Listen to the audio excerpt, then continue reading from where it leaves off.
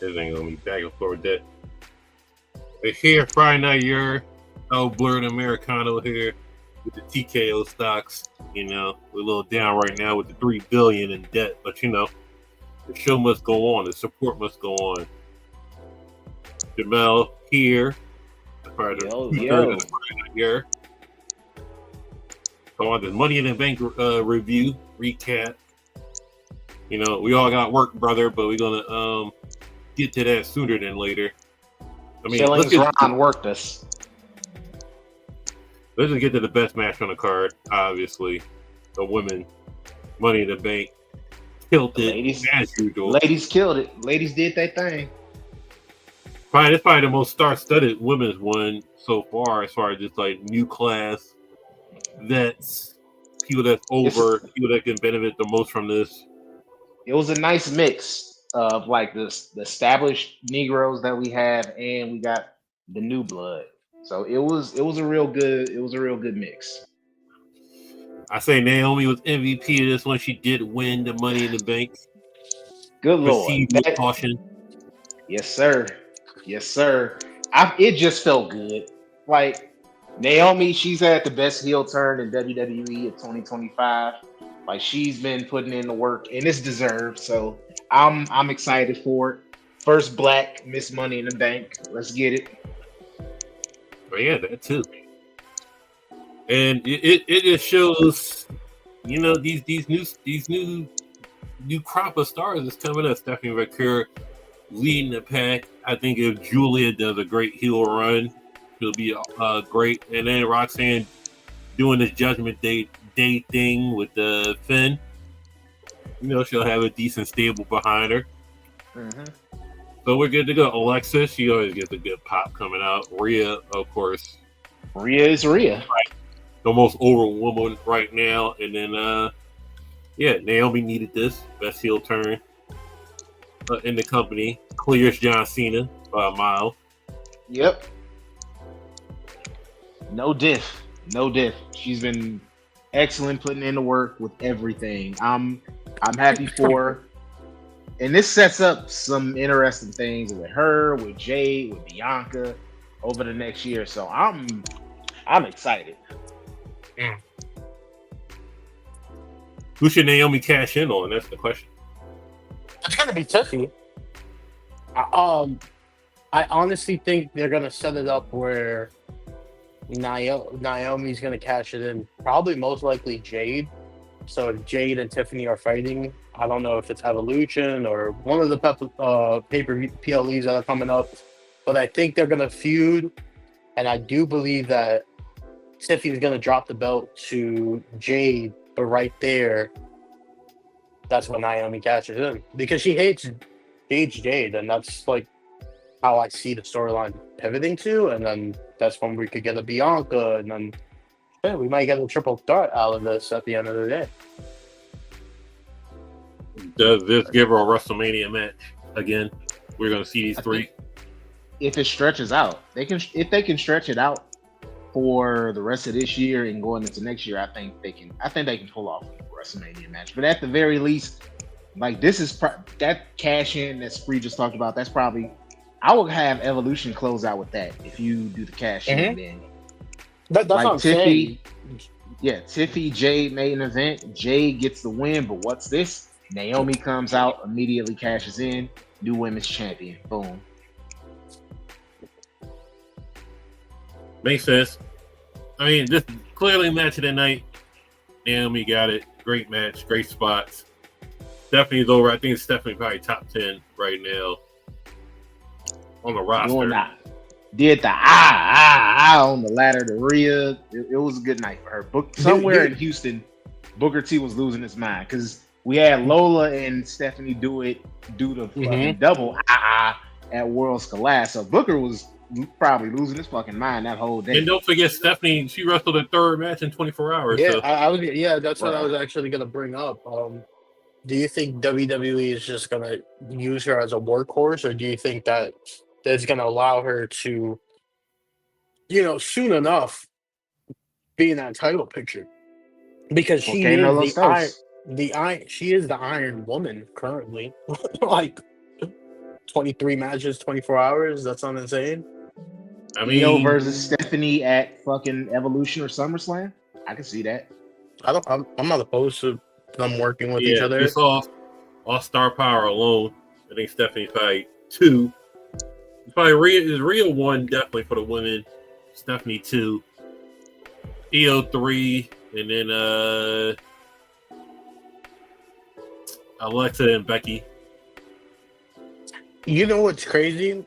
I'm actually happy that they gave Becky the belt because now we don't have to worry about where is Becky going to start fitting in on the main Raw, like during that main event scene. She kind of gives the IC title, a better rep. I mean, yeah, she is in the mid carder, but then again, you will probably have a follow suit with a lot of women. Like, okay, like I can't start wrestling for this, but at least I can get a great feud out of with Becky. You know, so I'm happy that she decided to stay in that IC title run, I mean that mid carder, because if you look at the women's roster, just alone on Raw, it's stacked. Shit is thick like Lash Legend. Yeah. Stephanie versus Lyra, another great match. And your new women's Intercontinental champion, Becky Hogan, whatever you want to call her. She's stat padding again. But I think with the stipulation involved, if Becky lost, she can't challenge for the title again. I mean, obviously you knew Becky was going to win, but she cheated nonetheless. So I'm not mad she won because you got fresh legs under this rivalry, and they got great chemistry. They can put on great matches. Becky still got it. We can see Lyra does have it. She just needs a personality. And her feuding with Becky is giving her the personality she needed. Yep. So, I mean, just keep it going. It ain't stale. It giving fresh legs. And we can see that's an evolution in some type of match stipulation. So, I think it was a good match. Keep it going. Like I say, if it doesn't end at Evolution, SummerSlam steel cage match, SummerSlam ladder match, something like that to blow it off. That's main event. Like, I'm perfectly fine with this going a little bit longer. This is helping Lyra. This is helping the women's IC title. It's benefiting everybody. So I'm cool with it. Sprees, yeah, take on this match. I like the match. I mean, clearly, like I said before, I'm happy that she got the belt, and I'm not happy. It's not like, oh, fuck Lyra, because I like Lyra as champion, but this just helps Lyra, one character development and stuff like that. And at the end of the day, she's working with a vet, and I'm pretty sure the vet, Becky and her have like history together, whatever. And I don't see them. I see Lyra getting back the title, but this is gonna elevate Lyra, if anything, more than it does for Becky in the long term run, because I don't think Becky didn't need that shit. Becky didn't need the IC title belt. She could have literally went up to the main women's card. We could have got a match with her and Io. Still would have probably cooked regardless, but she knew what she had to do for business. At the end of the day, it was best for business. Yeah. Right. And this opens it up if you keep it going. We got a Bailey Becky match already set. Like, that could happen. Yeah. 2 vets going at it. And making the mid-card title relevant again, which Selena's not doing, unfortunately, but not her fault. Of course, we had Dom versus Octagon Jr. from the AAA encounter. A solid match, but, just to add another match so it wouldn't be a 4-match card. It was what it was. It was a decent showing. Got AAA on a WWE stage, and with Worlds Collide, I thought Worlds Collide was pretty good. I mean, that Chad Gable boy, he was taking some motherfucking bumps. I guess Hell yeah. It's a good thing he didn't have to wrestle again that night. So, of course, one and done.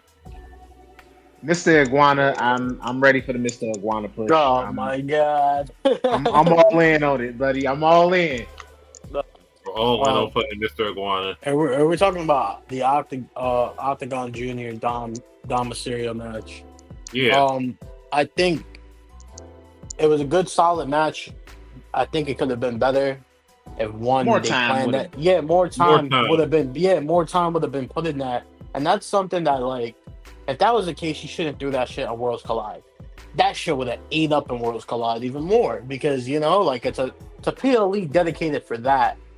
So then when you throw it in there, it's like it's kind of rushed, and that was the only thing with the match I had the problem with. You can tell they were looking at the time like, hurry up, we gotta speed this shit up. Octagon Jr. looked great in the match. Dom looked great in the match. I didn't really have the problem with the match until obviously the timing.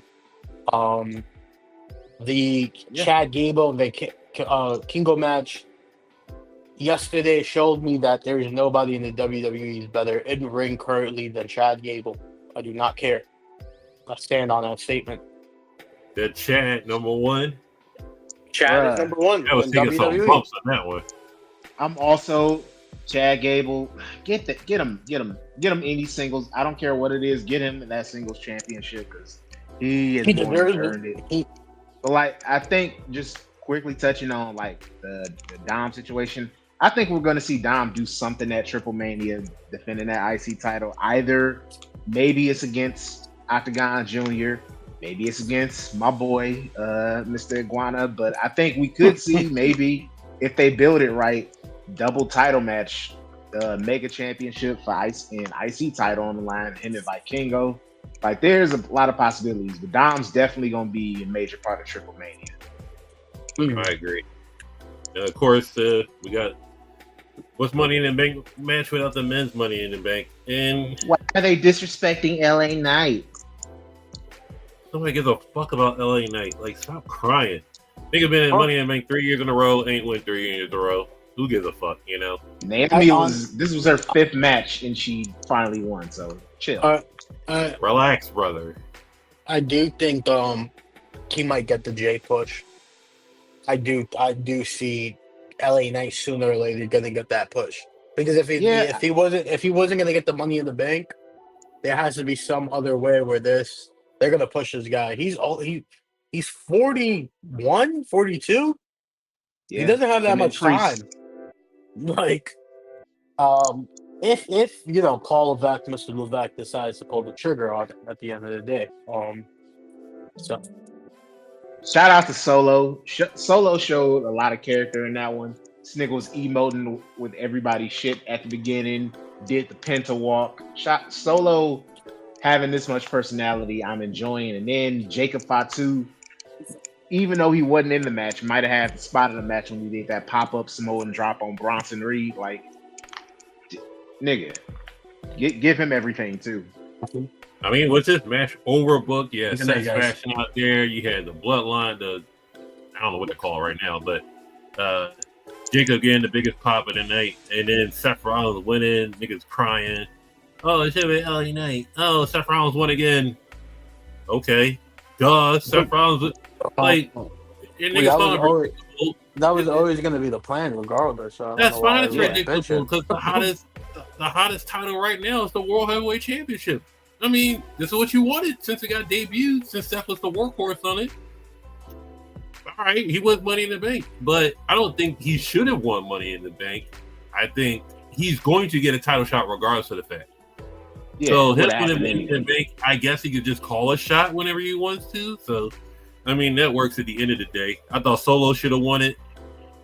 I thought Solo would have been the best choice. Just move how he's moving. So when Jacob turns on him, he doesn't need Jacob. He has the briefcase, and the briefcase is more valuable than having Jacob on your team. So I was pulling for the Mexicans, either Penta or Americano.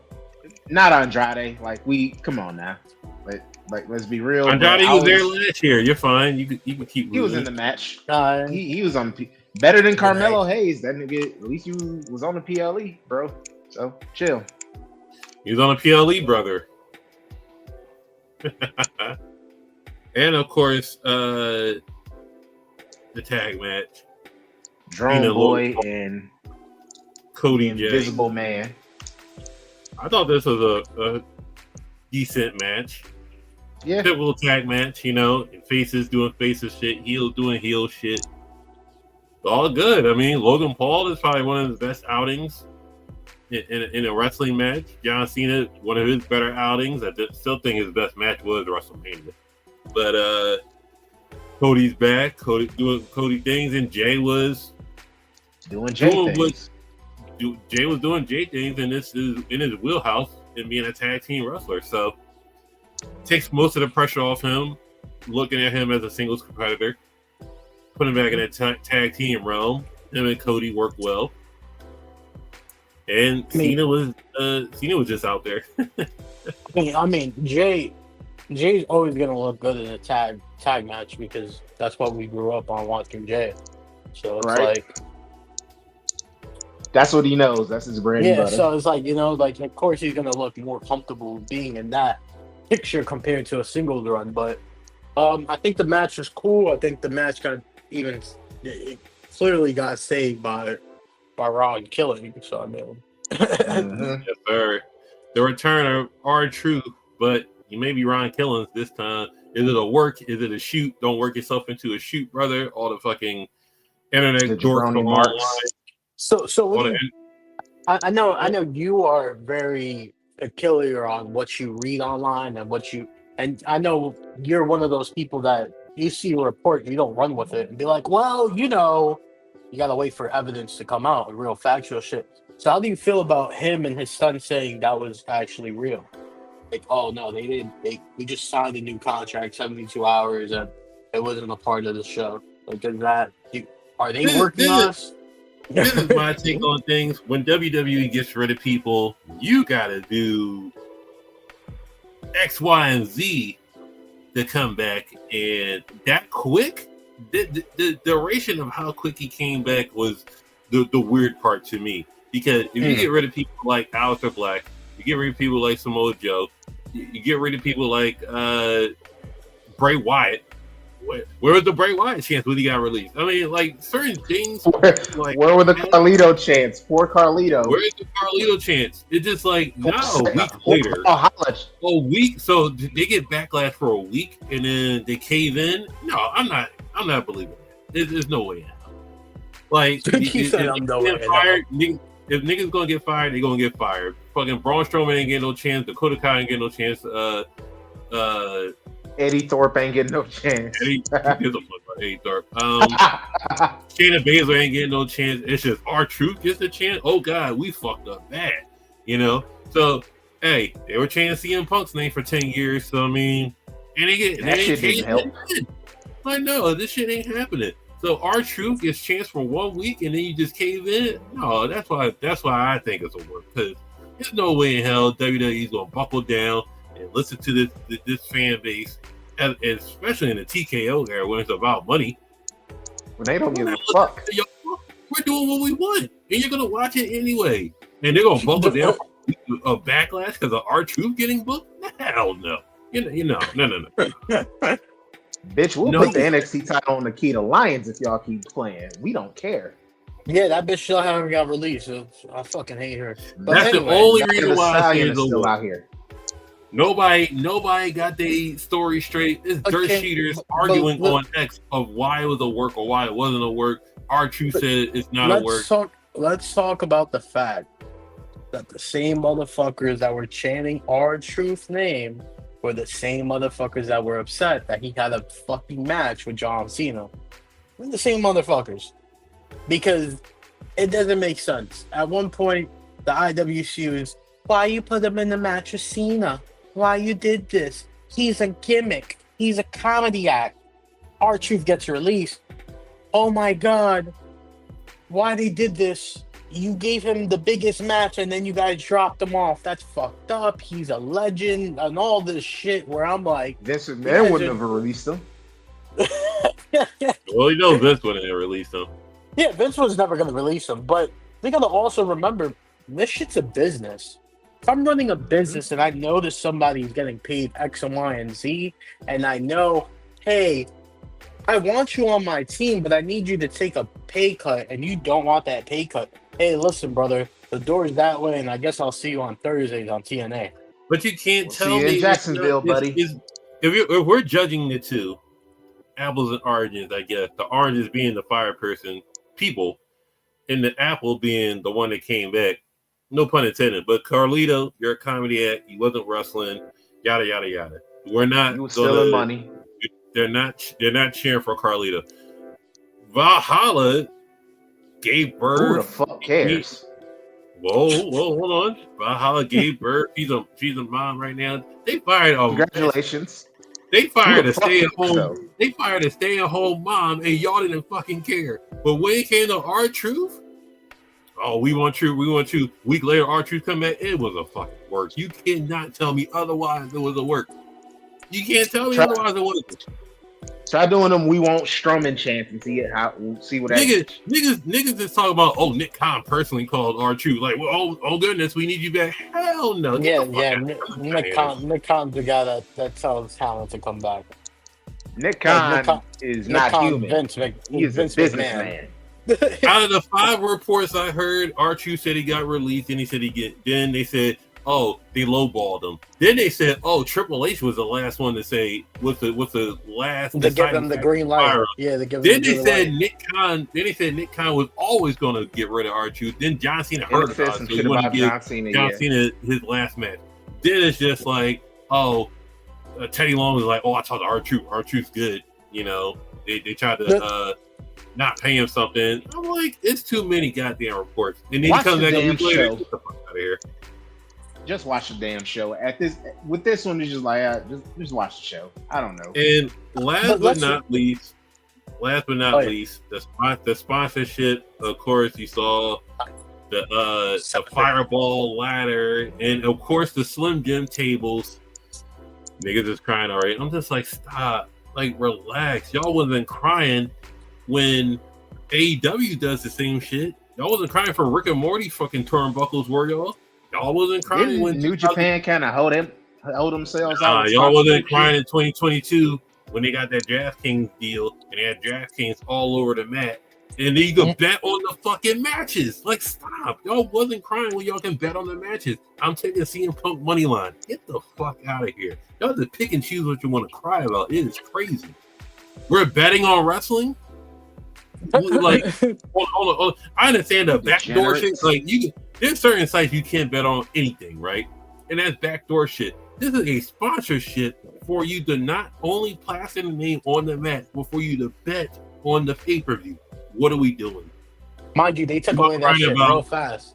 Y'all crying about Slim Jim tables. They took away that feature real quick too, Blurred. Once they found out, like, all right, yeah, we can't be doing this. We're betting on a predetermined sport, just like globally now, and plastering it. It ain't no backdoor site where you may not get paid, or you got bet in bitcoins or some shit. No, this is a legit betting site, and we're betting on a predetermined sport and having commercials for it. What? When are we getting them Cora Jade or Gigi Dolan chants? No, we get them OnlyFans chants for them. Hey, I'm looking at a picture of both of them, and I'm like, yep, let that OnlyFans go crazy, girls. Yeah, Mandy Rose showed y'all the way.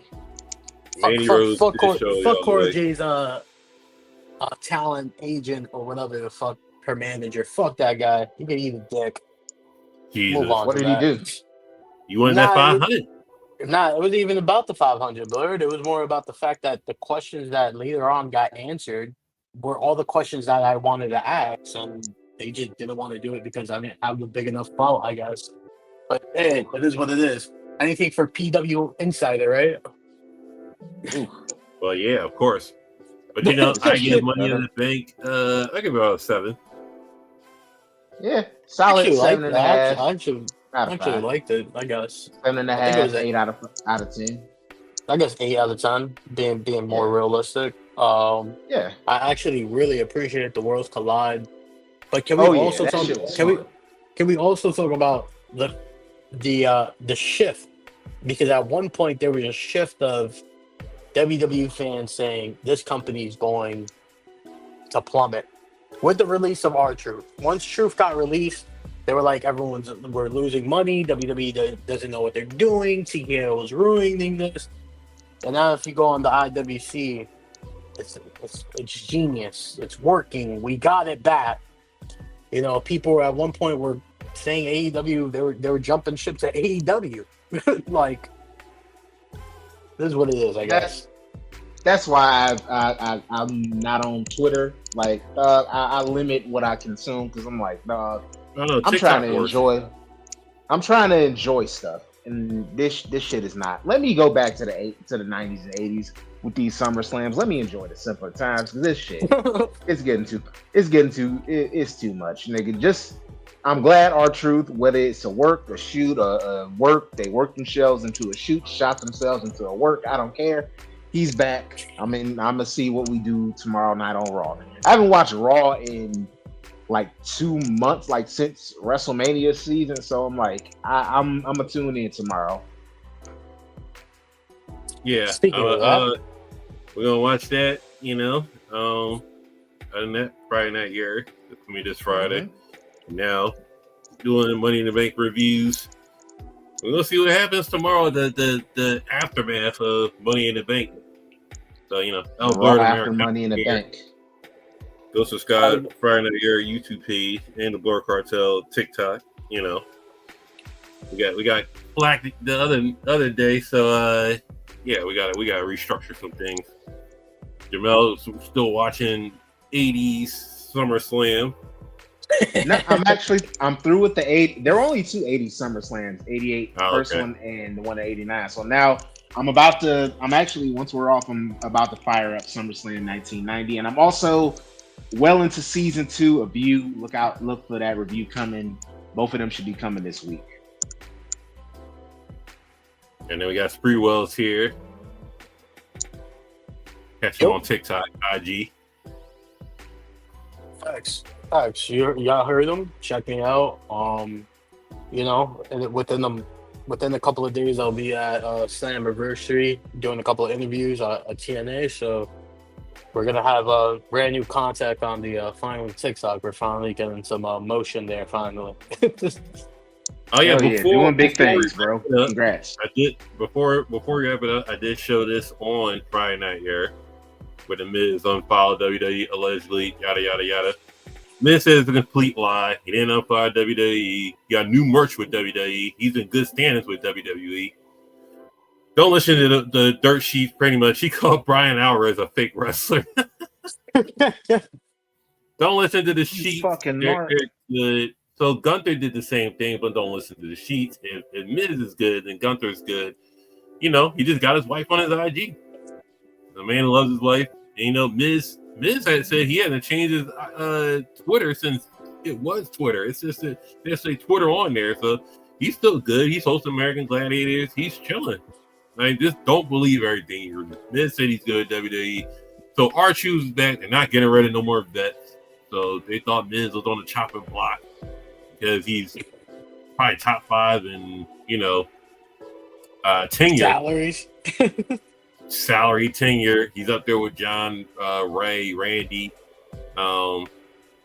He's in that class with them. With Truth also. So there you go. Stop listening to the dirts.